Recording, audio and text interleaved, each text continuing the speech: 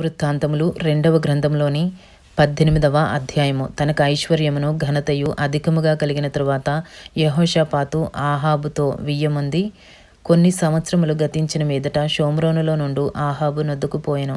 ఆహాబు అతని కొరకును అతని వెంట వచ్చిన జనుల కొరకును అనేకమైన గొర్రెలను పశువులను కోయించి తనతో కూడా రామోత్గిలాదు మీదికి పోవుటకు అతని ప్రేరేపించెను. ఇశ్రాయేలు రాజైన ఆహాబు యూదా రాజైన యెహోషాపాతును చూచి, నీవు నాతో కూడా రామోత్గిలాదునకు వచ్చెదవా అని అడుగుగా, యెహోషాపాతు, నేను నీవాడను, నా జనులు నీ జనులు, మేము నీతో కూడా యుద్ధమునకు వచ్చెదమని చెప్పెను.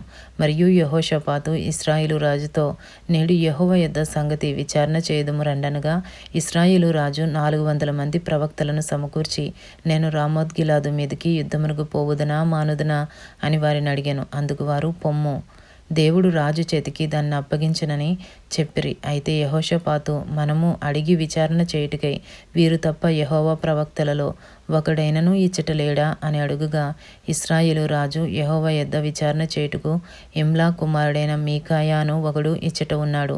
అయితే అతడు నన్ను గూర్చి మేలు ప్రవచింపక నిత్యము కీడునే ప్రవచించుచున్నాడు గనుక నేను వాని యందు పగ కలిగి ఉన్నాననగా, యెహోషాపాతు, రాజు అలాగనవద్దనెను.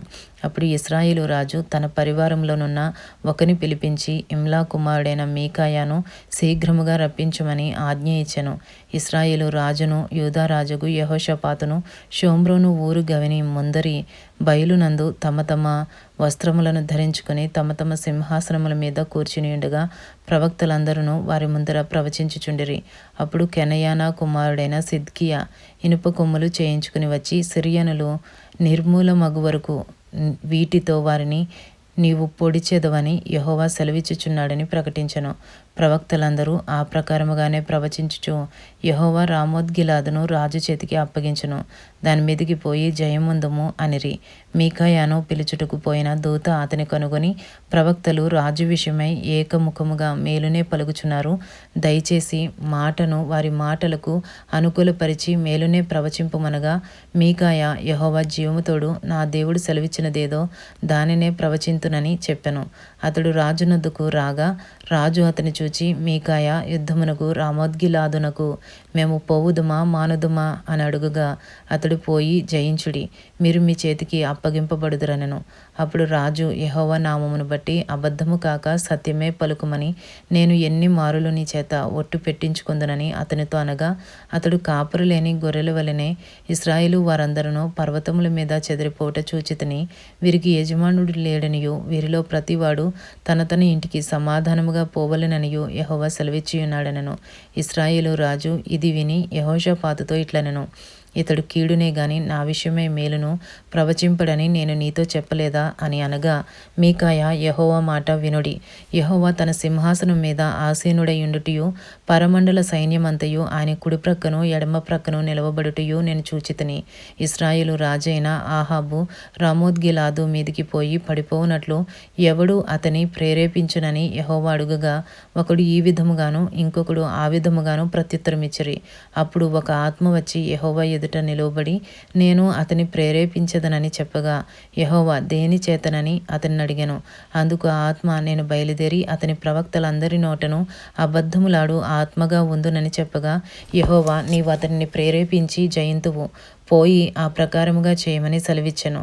యెహోవా నీ ప్రవక్తలగు వీరి నోట అబద్ధములాడు ఆత్మను ఉంచియున్నాడు, యెహోవా నీ మీద కీడు పలికించియున్నాడని చెప్పెను. అప్పుడు కెనయానా కుమారుడైన సిద్కియా దగ్గరకు వచ్చి మీకాయాను చెంప మీద కొట్టి, నీతో మాట్లాడుటకు యెహోవా ఆత్మ నా యొద్ద నుండి ఏ మార్గమున పోయెననెను. అందుకు మీకాయా, దాగుటికై నీవు లోపలి గదిలోనికి వెళ్ళు దినమున దాన్ని తెలుసుకుందువని చెప్పెను.